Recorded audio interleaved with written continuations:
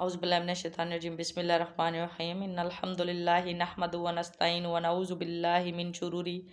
انفسنا سیئات اعمالنا من یهد اللہ فلا مضل له ومن یضلل له فلا ہادی له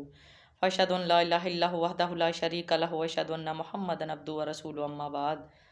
آج سورۃ الاحزاب کی آیت نمبر 49 جس میں اللہ سبحانہ تعالیٰ فرماتا ہے، ترجمہ یہ ہے کہ اے ایمان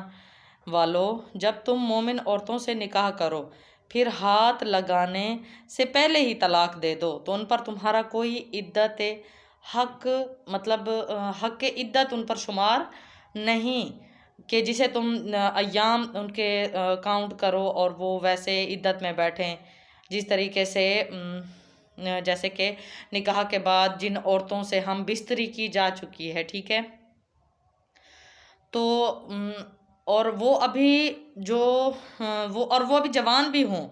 ایسی عورتوں کو طلاق مل جائے تو ان کی عدت 3 حیض ہے۔ سورۃ بقرہ کی آیت نمبر 228 میں بھی اللہ سبحانہ تعالیٰ نے یہی فرما دیا۔ یہاں ان عورتوں کا حکم بیان کیا جا رہا ہے جن سے نکاح ہوا ہے لیکن میاں بیوی کے درمیان ہم بستری نہیں ہوئی، اور اگر ان کو طلاق ہو جائے تو ان کی کوئی عدت نہیں بنتی، ٹھیک ہے۔ یہ عورتیں ایسی عورتیں کہلائی جاتی ہیں غیر مدخولہ عورتیں، ٹھیک ہے، ان کی کوئی بھی عدت نہیں بنتی۔ تو میری اسلامی بہنوں، آگے اللہ سبحانہ تعالیٰ فرما رہا ہے کہ پس تم کچھ نہ کچھ انہیں دے دو، اور یہ اگر مہر مقرر کیا گیا ہو تو نصف مہر ان کو دے دو، ادا کر دو، ورنہ حسب توفیق جتنا آپ دینا چاہیں ان کو، کوئی اللہ کی رضا کی خاطر کچھ نہ کچھ دے کے رخصت کرو، اور بھلے طریق پر انہیں رخصت کر دو۔ اللہ سبحانہ تعالیٰ بھی یہی فرما رہا ہے کہ انہیں عزت اور احترام، بغیر کوئی ایذا، بغیر کوئی تکلیف، بغیر کوئی بدنامی کی تہمت، جیسے آج کل ہماری سوسائٹی میں تو اللہ سبحانہ تعالیٰ نے قرآن پاک میں یہ ایک ایسا رستہ بنایا، جیسے اللہ سبحانہ تعالیٰ کو یہ رشتہ جتنا زیادہ پسند ہے، اسی میں اللہ سبحانہ تعالیٰ نے ہمیں رخصت بھی دی، اسی میں اللہ سبحانہ کہ کسی ایک کے ساتھ نباہ نہیں ہو رہا تو ٹھیک ہے، آپ اس سے علیحدگی کرو، لیکن اس صورت کرو کہ عزت اور احترام کے دائرے میں کرو، ٹھیک ہے۔ بن رہی ہے ٹھیک، نہیں بن رہی تو اللہ کی مٹی کم نہیں ہے۔ ہاں میری اسلامی بہنوں، ہم لوگ نے تو اس چیز کو ایک سٹگما ہی بنا کے رکھ دیا ہے، اور بدنامیاں علیحدہ ہوتی ہیں، یا ہمارے معاشرے میں طلاق یافتاؤں پر، بیواؤں پر یہ بات نکلے گی تو پھر دور تک جائے گی۔ نبی مکرم صلی اللہ علیہ وسلم نے تو اپنی زندگی میں سوائے حضرت عائشہ کے جتنی بھی خواتین لے کر آئے اپنی زندگی میں بطور ازواج مطہرات، وہ ساری کی ساری یا تو طلاق یافتہ یا تو پھر بیوہ تھیں، اور آپ صلی اللہ علیہ وسلم نے ان کی عزت اور احترام کس طرح سے کی۔ بنت الجون کو نبی پاک صلی اللہ علیہ وسلم نے بغیر ہاتھ لگائے ہی طلاق دے دی تھی۔ کس طرح سے دی تھی کہ نبی پاک صلی اللہ علیہ وسلم کے نکاح میں آئیں اور آ کے کہتی ہیں کہ یا رسول اللہ صلی اللہ علیہ وسلم، میں آپ سے نکاح نہیں کرنا چاہتی تھی، میں کسی اور کو پسند کرتی، تو نبی پاک صلی اللہ علیہ وسلم نے فرمایا کہ میری طرف سے تم آزاد ہو، اور آپ صلی اللہ علیہ وسلم نے نیت یہی باندھی ہوئی تھی کہ آپ صلی اللہ علیہ وسلم نے اس کو طلاق دے دی، بغیر ہاتھ لگائے اسے طلاق دے دی۔ تو آپ صلی اللہ علیہ وسلم کی زندگی میں بھی یہ واقعہ ہوا، اور بہرحال ہمیں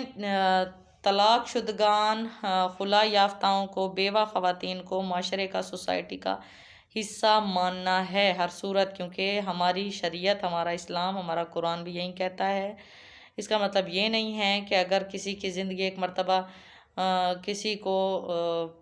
سکون کہیں سے نہیں ملا تو وہ اب جینا ہی چھوڑ دے، وہ اب معاشرے کا ایک ناسور بن کے رہ جائے، بلکہ یہ غیر شرعی رسم ہے کہ آپ لوگ ایسے لڑکوں کو، ایسے آدمیوں کو جو کہ رنڈوا ہو جاتے ہیں یا جن کی طلاقیں ہو جاتی ہیں، اور اس کے بعد اکثر تو ایسے آدمیوں کو بھی رشتے نہیں دیے جاتے کہ بھی جو پہلی کو نہیں بسا سکا وہ دوسری کو کیا بسائے گا، ایسی غلط باتیں کر دی جاتی ہیں۔ تو خدا را قرآن پاک کو سمجھیں۔ اللہ سبحانہ تعالیٰ نے خود بتا دیا کہ اللہ کی مٹی کوئی کم تو نہیں ہے، اپنی زندگی کو گزاریں اور دوسروں کو بھی جینے کا موقع دیں،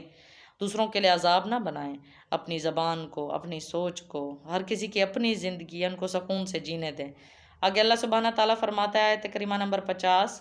اے نبی، ہم نے تیرے لیے تیری وہ بیویاں حلال کر دی ہیں جنہیں تو ان کے مہر دے چکا ہے۔ یہاں پر اب جی ناسخ اور منسوخ آیت کا بھی ذکر آئے گا، کہاں اللہ سبحانہ تعالیٰ آپ صلی اللہ علیہ وسلم کو کیا حکم دے رہے ہیں، اس کے بعد اللہ سبحانہ تعالیٰ ہی وہ اس حکم کا رد و بدل بھیج دیں گے، آپ دیکھ لیجئے گا۔ اس لیے ان آیات کریمہ کو ناسخ اور منسوخ کہا جاتا ہے۔ اور وہ لونڈیاں بھی جو اللہ تعالیٰ نے غنیمت میں تجھے دیں، ٹھیک ہے، اللہ تعالیٰ کی طرف سے ہے کہ وہ بیویاں حلال ہیں جن کے مہر بعض احکام شریعہ میں نبی پاک صلی اللہ علیہ وسلم کو امتیاز حاصل تھا، جنہیں آپ صلی اللہ علیہ وسلم کی خصوصیت کہا جاتا ہے۔ مثلا اہل علم کی ایک جماعت بقول قیام اللیل، تہجد آپ صلی اللہ علیہ وسلم پر فرض تھی، ٹھیک ہے، صدقہ آپ صلی اللہ علیہ وسلم پر حرام تھا۔ اور اسی طرح سے بعض خصوصیت کا ذکر قرآن کریم کے اس مقام پر بھی کیا گیا جن کا تعلق نکاح سے ہے، تو یہ اسی حوالے سے بات ہو رہی ہے، ٹھیک ہے۔ جن عورتوں میں آپ صلی اللہ علیہ وسلم نے مہر دیا ہے وہ حلال ہے، چاہے تعداد میں وہ کتنی ہی ہوں۔ اور آپ صلی اللہ علیہ وسلم نے حضرت صفیہ، حضرت جویریہ کا مہر ان کی آزادی کو قرار دیا تھا، ان کے علاوہ بصورت نقد سب کو مہر ادا کر دیا، ٹھیک ہے۔ حضرت صفیہ اور حضرت جویریہ کا مہر نبی پاک صلی اللہ علیہ وسلم نے ان کی آزادی کو قرار دیا، اور حضرت ام حبیبہ رضی اللہ عنہا کا مہر نجاشی نے اپنی طرف سے دے دیا تھا، ٹھیک ہے۔ تو اب یہاں پر اور وہ لونڈیاں جو اللہ تعالیٰ نے غنیمت میں تجھے دے دیں، چنانچہ یہاں پر بات ہو رہی ہے حضرت صفیہ کے حوالے سے، اور حضرت جویریہ کی ملکیت میں آ گئیں، نبی پاک صلی اللہ علیہ وسلم کی ملکیت میں آ گئیں، آپ صلی اللہ علیہ وسلم نے ان کے ساتھ نکاح کیا، جیسے میں نے پہلے بتایا، ان کی آزادی ان کا مہر ہو گیا، ٹھیک ہے۔ اور تیرے چچا کی لڑکیاں اور پھوپھیوں کی بیٹیاں، تیرے ماموں کی بیٹیاں، تیرے خالاؤں کی بیٹیاں بھی جنہوں نے تیرے ساتھ ہجرت کی ہے، چنانچہ اب یہاں پر بات ہو رہی ہے، اس کا مطلب یہ ہے جس طرح آپ صلی اللہ علیہ وسلم نے ہجرت کی، اسی طرح انہوں نے بھی مکے سے مدینے کی طرف ہجرت کی، کیونکہ آپ صلی اللہ علیہ وسلم کے ساتھ تو کسی عورت نے بھی ہجرت نہیں کی تھی۔ اور وہ بائیمان عورت جو اپنا نفس نبی کو ہبہ کر دے، ٹھیک ہے، اور اس صورت میں کہ خود نبی بھی اس سے نکاح کرنا چاہتا ہے، یعنی نبی کریم صلی اللہ علیہ وسلم کو اپنے آپ کو ہبہ کر دے کوئی عورت، اگر آپ صلی اللہ علیہ وسلم سے نکاح کرنا پسند کرتے ہیں تو بغیر مہر کے آپ صلی اللہ علیہ وسلم کے لیے اسے اپنے نکاح میں رکھنا جائز ہے۔ کس کے لیے یہ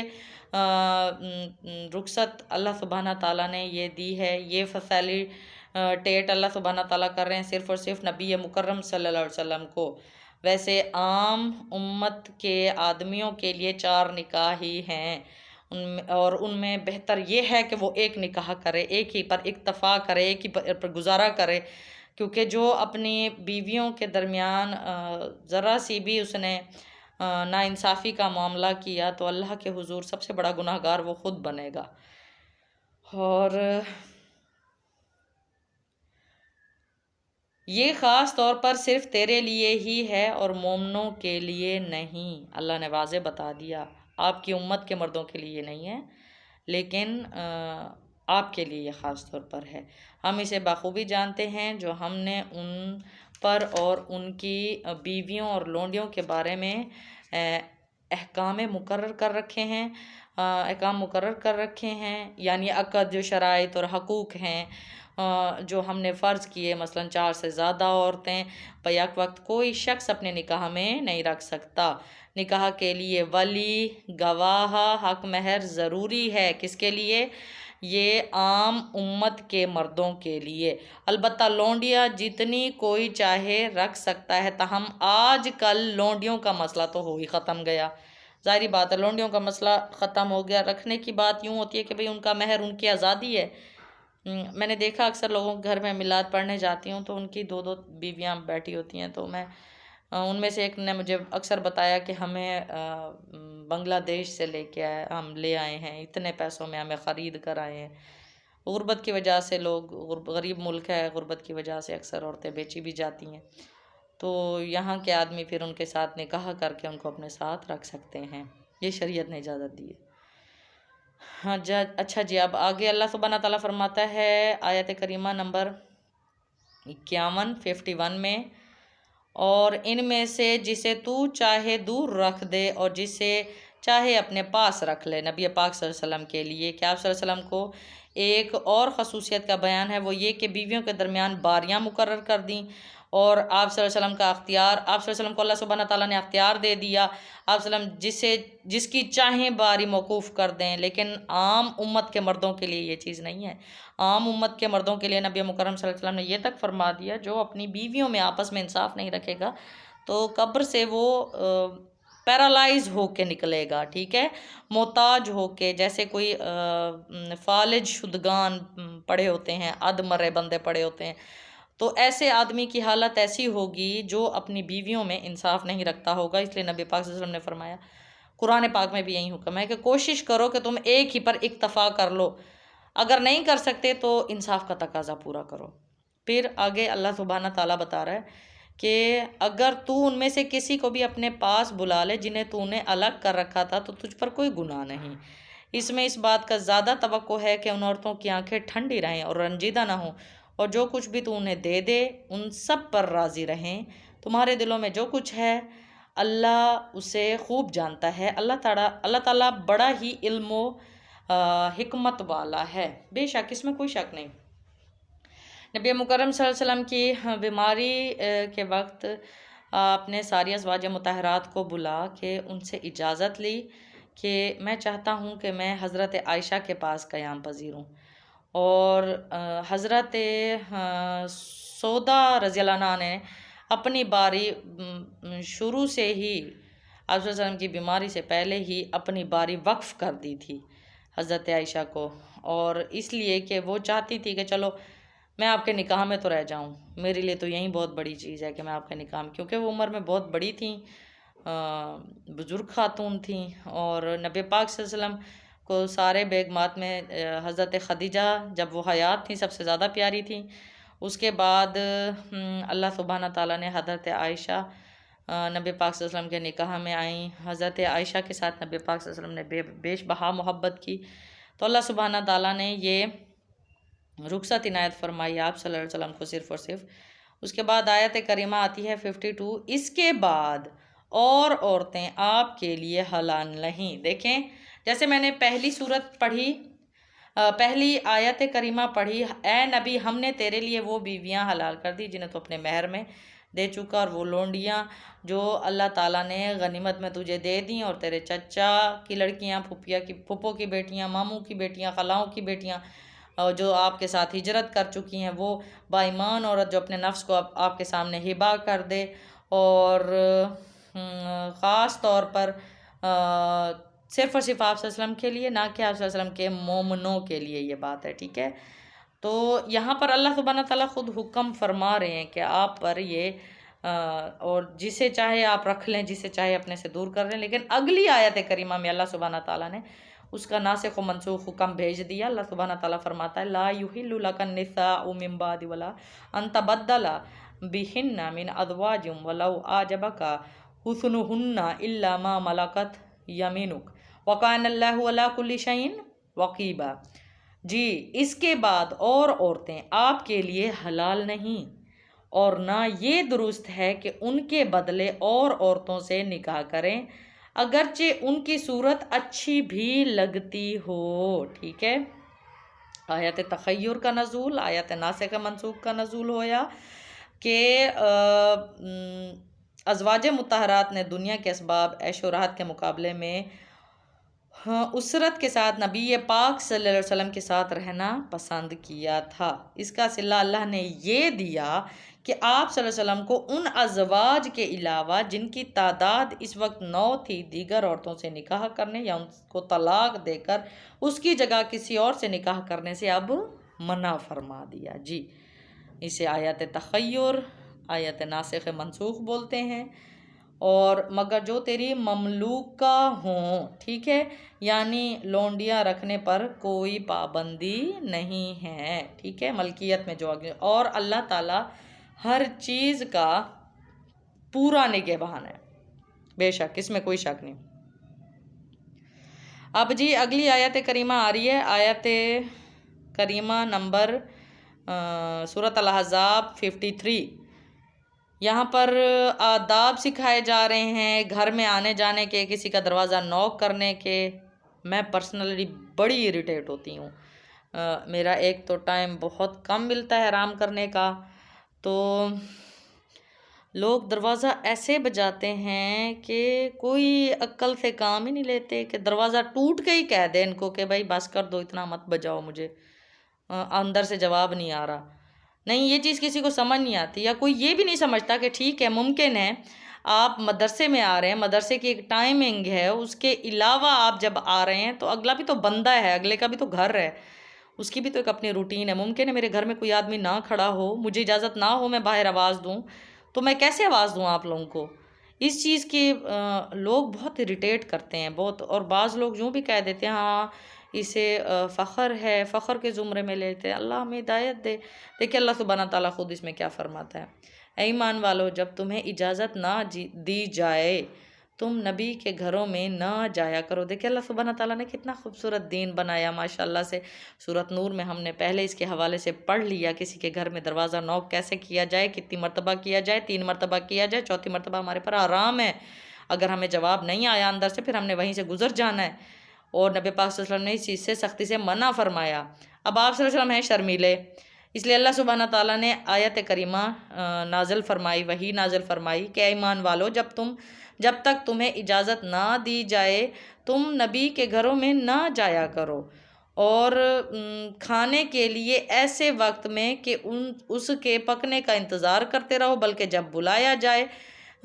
جاؤ، اور جب کھا چکو نکل کھڑے ہو، وہیں باتوں میں مشغول نہ ہو جایا کرو۔ مطلب بیٹھ جانا جی، اور کسی کی کوئی زندگی نہیں ہے، اور کسی کا کوئی کام نہیں ہے، اور جیسے کسی نے کوئی اپنا زندگی کا کوئی کام کرنا ہی نہ ہو، تو اسی لیے اللہ سبحانہ تعالیٰ واضح واضح حکم دے رہے ہیں وہیں باتوں میں مشغول نہ ہو جایا کرو۔ نبی کو تمہاری اس بات سے تکلیف ہوتی ہے، وہ تو شرمیلے ہیں، وہ تو بات نہیں کر پا رہے، تمہیں نہیں ہٹا پا رہے، لیکن اللہ سبحانہ تعالیٰ تو اپنے نبی سے عشق کی انتہا کر کے بتا رہے میرے نبی کو تکلیف نہ دیا کرو، اس لیے اللہ سبحانہ تعالیٰ نے وحی کا نزول فرمایا۔ تو وہ لحاظ کر جاتے ہیں، یعنی وہ شرما جاتے ہیں، اور اللہ تعالیٰ بیان حق میں کسی کا لحاظ نہیں کرتا۔ ہاں، اس آیت کا سبب نزول یہ ہے کہ نبی مکرم صلی اللہ علیہ وسلم کی دعوت پر حضرت زینب رضی اللہ عنہ کے ولیمے پر صحابہ کرام رضی اللہ عنہم آئے، تشریف لے آئے، جن میں سے بعض کھانے کے بعد بھی بیٹھے رہے، باتوں میں مشغول رہے۔ ظاہر ہے بھائی انہوں نے ولیمے کی دعوت دی ہے، انہوں نے اپنے گھر کو بھی دیکھنا ہے، ایک طریقے سے چلنا ہے، آپ لوگ آ کے بیٹھ گئے، لیکن آپ صلی اللہ علیہ وسلم کو شرم آئی، ایک لحاظ آیا، لیکن اللہ کیا کہہ رہا ہے، مجھے نہیں لحاظ آتا، میرے نبی کو تنگ نہ کرو، میں حق بات کر دیتا ہوں۔ جس پر آپ صلی اللہ علیہ وسلم کو خاص تکلیف ہوئی، تاہم حیا و اخلاق کی وجہ سے آپ صلی اللہ علیہ وسلم نے انہیں جانے کے لیے نہیں کہا۔ جی تفسیر ہوتی ہے یہ صحیح بخاری سورۃ الاحزاب کی، چنانچہ اس آیت میں دعوت کے آداب بتلائے گئے ہیں کہ ایک تو اس وقت جاؤ جب کھانا تیار ہو چکا ہو، پہلے سے ہی جا کر دھرنا مار کے نہ بیٹھ جاؤ، دوسرا کھاتے ہی اپنے اپنے گھروں کو چلے جاؤ، وہاں بیٹھے ہوئے باتیں مت کرتے رہو۔ کھانے کے ذکر تو سبب نزول کی وجہ سے ہے، ورنہ مطلب یہ ہے کہ جب بھی تمہیں بلایا جائے، چاہے کھانے کے لیے یا کسی اور کام کے لیے، اجازت کے بغیر اندر داخل مت ہو۔ اس میں جی 3-4 پوائنٹ آ رہے ہیں۔ ایک پوائنٹ تو یہ آ رہا ہے کہ دعوت ولیمے کا جہاں ذکر آیا ہے تو ولیمے کی دعوت اٹینڈ کرنا سنت ہے، اور ضرور اٹینڈ کرنی چاہیے، نبی پاک صلی اللہ علیہ وسلم نے بھی حکم دیا، ولیمے کی دعوت کو انکار نہیں کرنا چاہیے۔ اور جی ہاں، آداب، محفل میں بیٹھنے کے بھی آداب سکھائے جا رہے ہیں کہ آپ لوگ جب کسی کے گھر جاتے ہیں، کسی محفل کی مناسبت سے جاتے ہیں، تو وہاں جا کے آپ نے دھرنا ڈال کے بیٹھ نہیں جانا، آپ نے ان کا بھی خیال کرنا ہے جن کے گھر آپ گئے بیٹھے ہیں۔ ظاہر ہے انہوں نے صرف آپ کو نہیں، انہوں نے پورے جتنے مہمان آئے ان کو سب کو ڈیل کیا، اب وہ تھک گئے، ان کی اپنی بھی زندگی ہے، انہوں نے خود بھی تھوڑا ریسٹ کرنا ہے، تو آپ ان کو بھی تھوڑی سی اسپیس دیں۔ اور یہاں پہ مجلس کے آداب بھی ہمیں بتائے جا رہے ہیں۔ اکثر بہنیں ایسی آتی ہیں درس قرآن میں ایک دوسرے کے اوپر سے پھلانگ کے آ جاتی ہیں، جی میں نے آگے بیٹھنا ہے، آگے بیٹھنا ہے، تو یہ آداب بھی ہمارے سامنے آ رہے ہیں کہ پھلانگ کے آپ کسی دوسرے کی جگہ پر آ کر نہ بیٹھیں، یہ شرعی طور پر معیوب سمجھا جاتا ہے اس ادا کو۔ اور جہاں پر درس قرآن کی محفل چل رہی ہو وہاں پر چھوٹتے ہی آپس میں جی باتیں کرنے لگ جانا، اور اگلا جو مبلغ ہیں، جو مبلغین ہیں، وہ ہکے بکے رہ جاؤ، چپ کر کے اپنی سنتے رہیں، جو سننے والے ہیں وہ بھی ڈسٹرب ہو جاتے ہیں، اور وہ پھر پچھلوں کو دیکھنے لگ جاتے ہیں، جی کون آیا نیا بندہ، اس کی سننے لگ گئے۔ تو اس کے آداب میں یہ چیز شمار ہوتی ہے کہ آپ جب بھی آئیں کسی ایسی محفل میں، کسی ایسی مجلس میں طریقہ یہ ہے کہ آپ اینڈ میں سلام کر لیں. درس قرآن کی محفل میں آپ لوگ اینڈ میں سلام کر لیں، اور کسی کے اوپر سے پھلانگ کے مت آئیں. اور ویسے اگر آپ کسی خوشی کے ایونٹ میں، مطلب کسی شادی کے ایونٹ میں جا رہے ہیں کسی کے گھر میں، اس کے آداب بتائے گئے کہ زیادہ دیر وہاں پر بیٹھنا اور خواہ وقت سے پہلے چلے جانا. ایک مرتبہ میں نے یہاں پر درس قرآن کی محفل کرائی، تو بعض عورتیں اتنی دور سے، میں اب ان کا نام تو نہیں لیتی، اللہ ہدایت دے، وہ تو اپنے عشق اور پیار میں آئیں، لیکن وہ اتنی دور سے آ کے 2 گھنٹہ پہلے بیٹھ گئیں. آپ یقین مانیں مجھے بڑی اریٹیشن ہوئی، کیونکہ میں نے ان کو سائڈ پہ سنبھالنا تھا، اپنا میں نے آپ لوگوں کے لیے کھانے وغیرہ کا بھی انتظام کرنا تھا. تو ایسے نہ کیا کریں کہ بجائے اس کے کہ کھانا پک رہا ہے اسی درمیان آپ جا کے بیٹھ جائیں. گھر کے اور بھی دیگر کام ہوتے ہیں، اہل خانہ کی کچھ پرسنل مصروفیت بھی ہوتی ہیں جو وہ نہیں چاہتے کسی کے سامنے شو آف کرنا. تو آپ کوشش کیا کریں جو ٹائم آپ کو دیا جائے اسی ٹائم پر آیا کریں، ٹائم کی پابندی کا خیال رکھا کریں. اسی طریقے سے اللہ سبحانہ تعالیٰ کے فرماتا ہے کہ جب تم نبی کی بیویوں سے کوئی چیز طلب کرو تو پردے کے پیچھے سے طلب کرو. ٹھیک ہے، دھڑلہ مار کے جی اندر آ جانا اور پوچھنا نہیں، یہ دیکھنا کہ آپ صلی اللہ علیہ وسلم کا اخلاق آپ کے ساتھ اچھا ہے تو آپ جو چاہو کر گزرو. نہیں، اخلاقیات اور آداب کے دائرے میں رہ کر آپ کام کریں. اللہ سبحانہ تعالیٰ وہی آداب سکھا رہے ہیں کہ تمہارے اور ان کے دلوں کے لیے کامل پاکیزگی یہی ہے. نہ تمہیں یہ جائز ہے کہ تم رسول اللہ کو تکلیف دو، اور نہ یہ تمہارے لیے حلال ہے کہ آپ کے بعد کسی وقت بھی آپ کی بیویوں سے نکاح کریں. یہ بات اللہ سبحانہ تعالیٰ نے پہلے بتا دی کہ نبی پاک صلی اللہ علیہ وسلم کی بیویاں مومن مردوں کے لیے کس چیز کا درجہ رکھتی ہیں؟ ماؤں کا درجہ رکھتی ہیں. جیسے ایک صحابیہ آئیں اور آ کے حضرت عائشہ کو کہتی ہیں کہ آپ تو میری ماں ہیں، تو حضرت عائشہ نے کہا نہیں، میں تمہاری ماں نہیں ہوں لیکن تمہارے مرد کی ماں ہوں. یہ ذہن میں رکھنا. تو یاد رکھو اللہ کے نزدیک یہ بہت بڑا گناہ ہے. یہ حکم ان ازواج مطہرات سے گفتگو کرنا یا امور میں بھی ایذا کے باعث ہے، ان سے بھی اجتناب کرو. جی، اور آگے آیت کریمہ 54، تم کسی چیز کو ظاہر کرو یا مخفی رکھو، اللہ تو ہر چیز کو بخوبی علم رکھنے والا ہے. اللہ تو تمہاری نیتوں سے واقف ہے. اللہ سبحانہ تعالیٰ تو 7 تہہ کے نیچے بھی کوئی کیڑا رہتا ہے، کوئی جانور رہتا ہے، سمندروں کی گہرائیوں میں بھی کوئی اگر نابینا معذور جانور رہتے ہیں، اللہ تو ان کا بھی رزق پہنچاتا ہے. تو اللہ تمہارے دل کی گہرائیوں کی باتوں سے واقف ہے. آگے اللہ سبحانہ تعالیٰ فرماتا ہے آیت کریمہ نمبر 55 سورۃ الاحزاب، ان عورتوں پر کوئی گناہ نہیں کہ وہ اپنے باپوں اور اپنے بیٹوں اور بھائیوں اور بھتیجوں اور بھانجوں اور اپنے میل جول کی عورتوں اور ملکیت کے ماتحتوں لونڈی غلام کے سامنے ہوں. عورتوں اللہ سے ڈرتی رہو، اللہ تعالیٰ یقیناً ہر چیز پر شاہد ہے. بے شک اللہ سبحانہ تعالیٰ ہر چیز پر شاہد ہے، اللہ ہر چیز پر گواہ ہے، اللہ ہر چیز پر نظر رکھے ہوئے ہے. یہ چیز غلاموں کے حوالے سے سورۃ نور میں میں نے آپ لوگوں کو پہلے بتایا، کانفرنس میں بھی اسی چیز کا ذکر چلا کہ گھر میں جو ملازمین اکثر کسی کے رہائش پذیر ہوتے ہیں ان کے سامنے ایک 3 وقتوں کا پردہ ہوتا ہے. جیسے میں نے آپ کو سورۃ نور میں بھی بتایا تھا، وہ 3 وقت اللہ سبحانہ تعالیٰ نے واضح بتائے. ایک یہ صبح کی نماز سے پہلے ملازم پوچھ کے آئیں گے، دوسرا یہ دوپہر کو جب آپ کا تھوڑا سا نیپ لینے کا، کیلولا لینے کا ٹائم ہوتا ہے اس وقت بھی ملازم پوچھ کے آئیں گے، عشاء کی نماز کے بعد بھی وہ پوچھ کے آئیں گے اندر. اس کے علاوہ مطلب وہ گھر میں کام کاج کر رہے ہیں تو آپ اپنے فطر کو چھپائے ہوئے ان کے سامنے آ سکتی ہیں، تب مسئلہ نہیں ہوتا. لیکن یہ ہے کہ آپ نے ستر کو چھپانا ضرور ہے، بالکل ہم نے مطلب ایسے ہی نہیں پھرنا. تو اللہ سبحانہ تعالیٰ ہمیں توفیق دے اس چیز کی، قرآن پاک کو سمجھنے کی اور اس پر عمل کرنے کی. آگے انشاءاللہ العظیم کل اللہ کے حکم سے ایک بالکل نیا ٹاپک ہے تو وہ اس پر ذکر کریں گے. اللہ کے حکم سے آیت کریمہ نمبر 56 کو لے لیں گے. تو آج ذرا کلپ بھی لمبا ہو گیا ہے اور مجھے ڈاؤن لوڈنگ میں بھی بڑا مسئلہ ہوتا ہے کیونکہ یہاں پہ وائی فائی کے سگنلز کافی ویک ہوتے ہیں جس ایریا میں رہتی ہوں۔ چلیں جی، اپنا بہت سارا خیال رکھیے گا، اور مجھے پتہ ہے آپ لوگ سن رہی ہوتی ہیں، دیکھ رہی ہوتی ہیں، لیکن کائنڈلی لائکس بھی کر دیا کریں تاکہ مجھے پتہ چلے کہ کون کون دیکھ رہا ہے، کون کون سن رہا ہے۔ اور اللہ سبحانہ تعالیٰ آپ سب کو اپنی حفظ و امان میں رکھے، قرآن پاک سمجھنے کی اور اس پر عمل کرنے کی ہمیں توفیق دے۔ میں آپ کی لیکچرر ہنا سہرش اب تک کے لیے اجازت چاہتی ہوں۔ السلام علیکم۔